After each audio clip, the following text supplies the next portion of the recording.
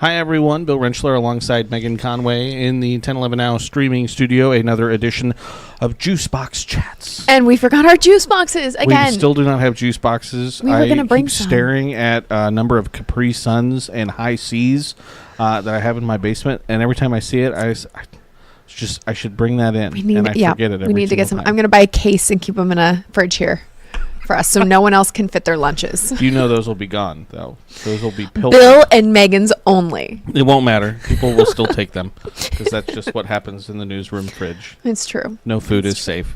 So, or drinks are safe. So, we've talked about a lot of different topics over the last couple of weeks. Mm-hmm. Today, though, talking about something that can be really difficult for parents. I know it can be really hard in our house. And that's just kind of the topic of family meals and healthy eating habits for your children. I usually have to make 2 dinners at my house. Really? One for me and my wife, and then usually one of the kids will probably try and eat it. One of them is a very picky eater. That's so tough. Because then you got to make those meals. You got to plan. What do you do when you're going out? You find something that they would like on the menu? Or? Usually when we go out, we're going someplace that we know the kids will eat. Okay, kid friendly. Noodles and Company is a big, that's the easiest one. There you go. Yeah. You got to know where to go or what they're going to eat. Yeah. Yeah. What about you guys at your house? We only make the one meal, but a lot of times what we do that we find works better with the kids is we kind of deconstruct it for them a little bit. There you go. So if Max and I say we're having like enchiladas, we'll save some of the ground beef before we put it in the enchiladas or before the taco seasoning that might be a little too spicy for them. We'll save some of the ground beef to the side, and they'll have that, which they can then dip in, whatever their sauce choice is, ketchup, ranch, barbecue. And then we always have veggies or yogurt or like a fruit with it too. So Yeah, my oldest dips a lot of things in ketchup. yeah.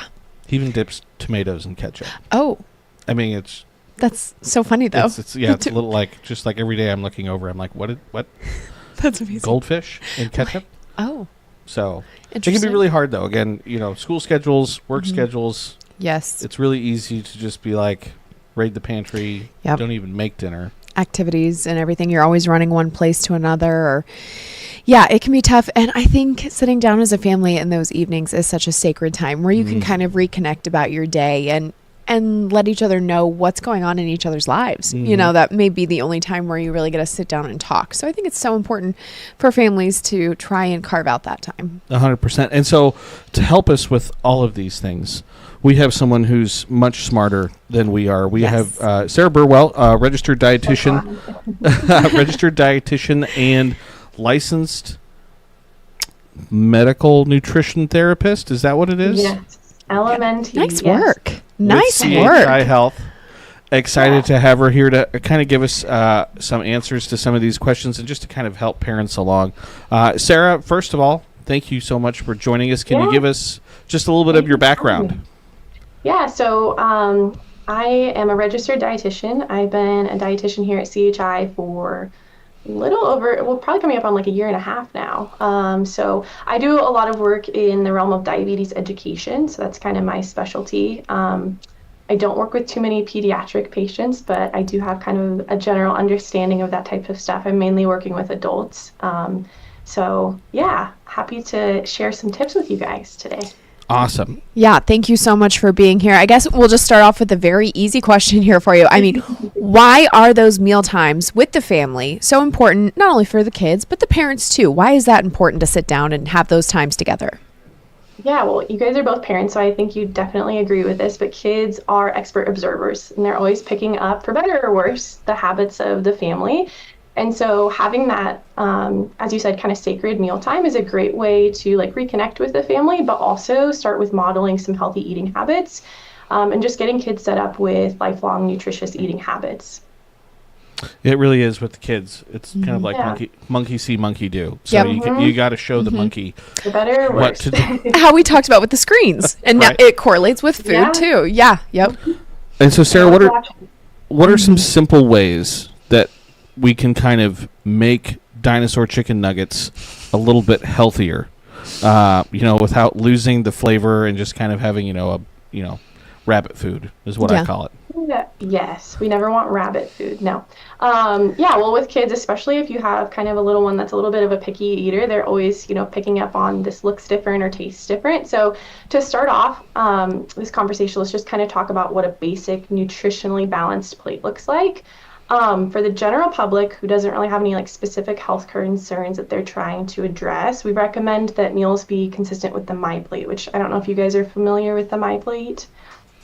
No. I don't think so. Yeah, no. That's all right. So if you're not familiar, it's just a visual representation of what we want our plate to look like at most meals to ensure that we're getting all of the vitamins, minerals, nutrients that we're needing. So to put it simply, if you imagine a plate in front of you, we kind of want to have it divided up into 4 sections. We want a fruit, a vegetable, a grain, and a protein, and we want them kind of roughly in the same portions, and then try and have a dairy on the side. I always tell my patients that's perfection. Nobody eats perfectly, so we're always striving to have all 5 categories at each meal. It might not always happen. And with parents too, if your kid doesn't get in all those portions, you can save it for like an afternoon snack. They don't get their fruit in, well, we'll just have it as our snack. So you didn't lose the battle if you didn't get them all in at the mealtime. So with that kind of in mind as the blueprint, I like to call it, try to think about some of your go-to recipes and see if you have all of those 5 sections checked. If not, think about what we can add to the meal. I'm always encouraging my patients to focus on what we can add to meals rather than what we need to take away or change. So I heard you, Megan, say enchiladas was kind of a go-to crowd pleaser in your house. Yeah. Yeah. So just focusing on, do you have all 5 sections checked? Maybe we need to add like a vegetable on the side or a fruit on the side. A lot of the meals that you guys are probably already making at home, we can add some things to it and get it a little bit closer to the My Plate. You'd be happy with my wife because she's always saying, now what's your fiber going to be? Or what's your protein going to be? A lot of times it may be chicken nuggets and it's like, well, what's your fiber going to be? So that's adding and not subtracting. Yes. Adding and not subtracting. Yes, that's a good way to think of it. Yep. And like you said with the My Plate stuff too, sometimes kids get full so quickly and then they want a snack though, like 10 minutes later. So I know a lot of times our kids love Go-Gurts. So we'll have that, the dairy as the snack, later or something to tide them over and kind of make them happy. Yeah. I guess though, Sarah, do you have any advice for picky eaters on how to introduce new foods to them or get them to try them? Yeah. My first tip would just to be get started early. So between the ages of 1 and 2, kiddos can start exploring the same foods that a lot of the family is having on their plate. So obviously you want to, ask your doctor and make sure they're okay with babies starting to, try foods and get the recommendations on what types of foods they need to start with. But take advantage of that time where kids don't have kind of like the societal influence of what is and isn't delicious foods, and expose them to a wide variety of tastes and textures at that time when they kind of have maybe a more open perception to what they will try. And then my next biggest tip would be to really, as parents, think about how you're framing the conversation around trying new foods with your kids. So make it more of an exciting conversation, not something like scary that we're trying tonight, rather than like just asking them, did you like that? Was that yucky? Really try and engage their imaginations. Kids have the craziest imagination, and you can use that to their advantage at meal times. So like ask them, what color is the food? What is the flavor? Does it taste similar to anything that you've tried before? Or maybe you want to kind of model some of your thoughts behind healthy eating. Like, I really like this food because it's crunchy. Also, some kids love to hear like facts about foods. So like if you're having carrots for dinner, for example, you can say, hey, this is really has a lot of vitamin A in it, which is great for our eyeballs, helps us to see really well. Or some kids love animals. So some parents will like ask their kids, what type of animal do you think would eat this fruit or this vegetable? So really engaging their imagination and using that to your benefit, and keeping it a positive conversation rather than something that's scary. I think my parents must have done that on me, because anytime I think of carrots, I'm like, oh, it's good for my eyes. Yep. It's going to be able to see super far because I ate all my carrots. I love that.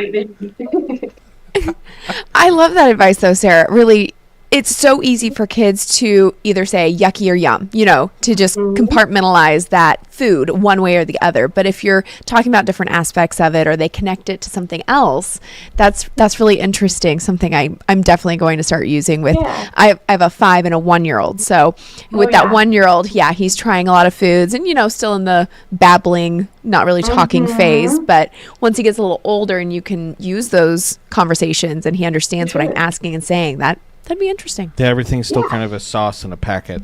Exactly. Applesauce, pear sauce. He does pretty good though. He likes his solids, but the hard part is whenever he wants dip like Sissy, he ends up eating the ketchup with his hand. So, we're working on it. Easy to clean up. Yeah.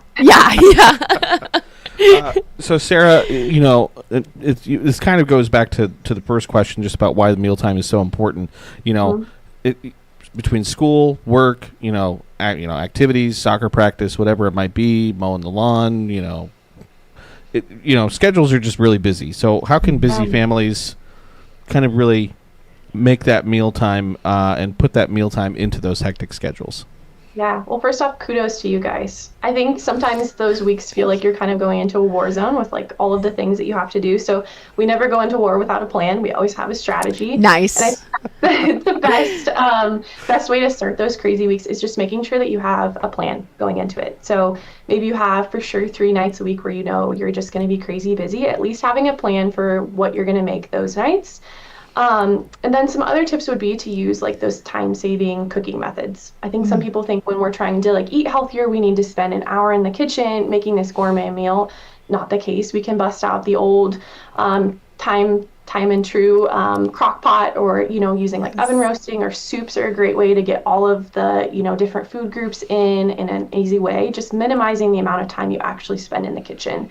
And kind of along that same vein, think about if you can do some ingredient prepping. Maybe you have a day a week where you do have a little bit of a lighter schedule.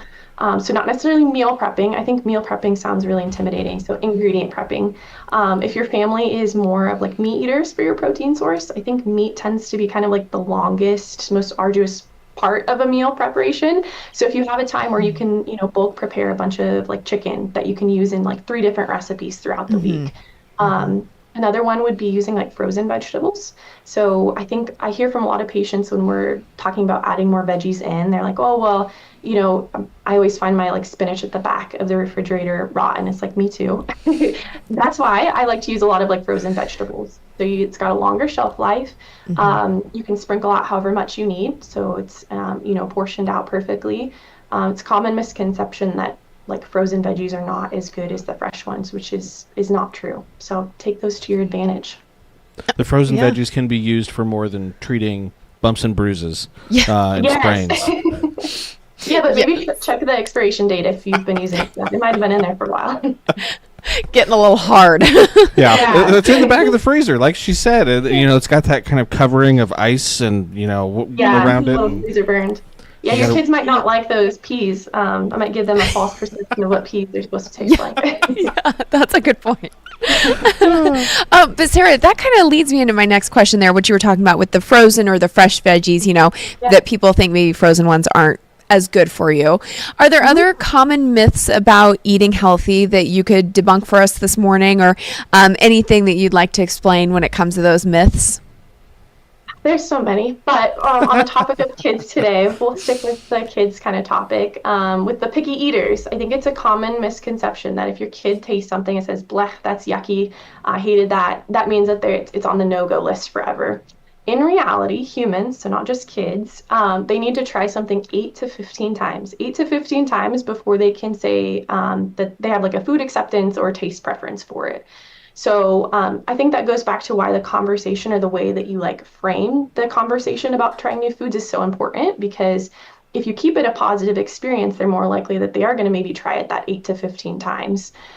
So try it in a different form. Maybe one night you have steamed vegetables, the next time it's, in a soup, the next time it's in a casserole or pureed up into something. But keeping it a positive conversation, so that way your kid will try it several times. Yeah.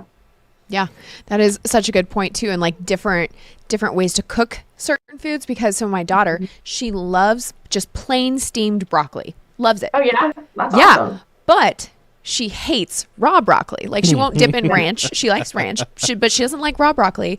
And I've also tried like a pan of roasted veggies and just had some broccoli mixed in with that, just some seasonings and carrots and everything. Didn't like it that way either. Only likes it steamed and plain. Yeah. A lot of times kids like things that are like easy to chew. So True. I think about when I was a kid and my mom would make pork chops that were in the crock pot for way too long and it was so chewy. You're not going to want to eat that, but if it's something easy to chew, a lot of times that goes better for kids too. So maybe keep that in mind when you're trying to introduce new things. That's a good point. Yeah. My oldest, like, he'll eat spaghetti noodles, but as soon as you put like the sauce on the spaghetti noodles, Same. He eats ketchup by the truckload, but he won't eat spaghetti sauce. It's like, these are the same thing. Yes. Yeah. Yeah.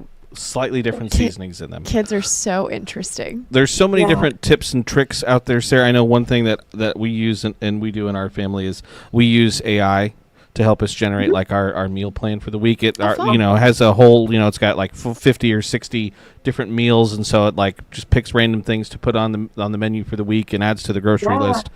But if there's any like, one tip or one small change that you could kind of tell the parents today that would make a big difference for them, what would that be?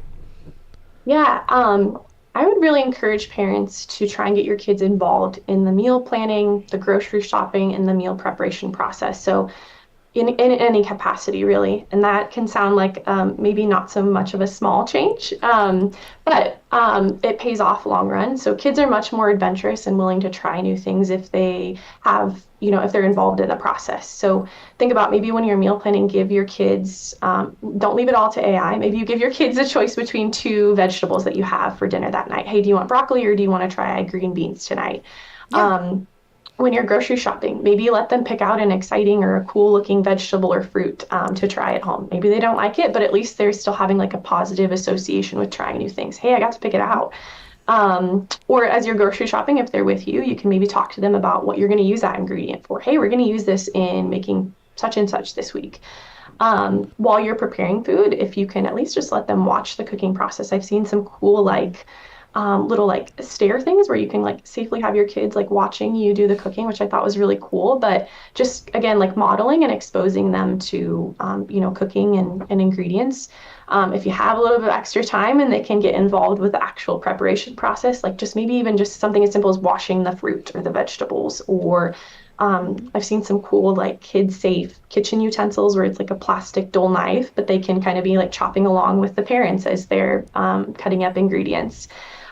In some cases, maybe it's a busy night, you don't have time to really get them involved. They can just help set the table, going back to kind of that family bond or that sacred time where they're still being part of the tradition of getting ready for family dinners. I say, now that school has started, one of my favorite things is that I get to go to the grocery store by myself, which it sounds like Sarah would maybe not necessarily encourage every single time, but it's one of my favorite things right now. I totally see that. That's your sacred time. To rent task for yourself. It is. I saw someone that you mentioned how involving kids can kind of maybe slow you down on some nights. Maybe you don't have time, but I did see someone say recently that when you involve your kids in any kind of task, it slows you down, but maybe that's the point. Maybe we go through our lives, our days a little too quickly, and having those kids involved, just slows everything down a little bit. You're not wrong. Yeah. One more question for you too, Sarah. I know toward the beginning you said really your focus and your expertise is in diabetes. So for families maybe managing diabetes or other health concerns, how can meals still be enjoyable while following the guidelines that they have to health-wise? Yeah, well, I always work with my patients to make when you get diagnosed with a chronic health condition, it can be overwhelming thinking I'm going to have to be making two dinner meals, something totally different for my family. I'm not going to be able to participate in, my favorite recipe, passed down from generations. And oftentimes that is totally not the case. Our healthy eating does not really have to look that much different from maybe what we're used to making. Oftentimes it's just a little tweak in an ingredient or the portions maybe look different. We talked about the My Plate, which as kind of like the blueprint for general healthy eating. Oftentimes when I'm working with patients who have diabetes, we use something called the plate method for diabetes, which is just a spin-off of the My Plate, where instead of half the plate being fruits and vegetables, half of it is just vegetables to kind of cut down on the carb intake. So yeah, oftentimes the meals really don't have to look that different. It's just maybe a minor tweak. So it doesn't have to be as intimidating as it might seem. I have a family member who, can't do gluten. And so we have a beloved family, cake that my mother makes. Yeah. And, kind of like Sarah said, it was just one little tweak and I will flatly deny it if it's ever brought up. It tastes the same. I always, I tease her. I say, "Oh, this gluten is so delicious," but it tastes exactly the same. Oh, nice. Yeah. Awesome. Well, Sarah, that's kind of all the questions we had for you. We really appreciate your time today and your insight into all these questions. It's something that can just be so hard, so difficult. You get home from work and it's like, I have to make dinner now. It doesn't have to be hard though. Keep fighting the good fight. You guys are doing great. Awesome. Thanks, Sarah. All right. Appreciate your time today, Sarah.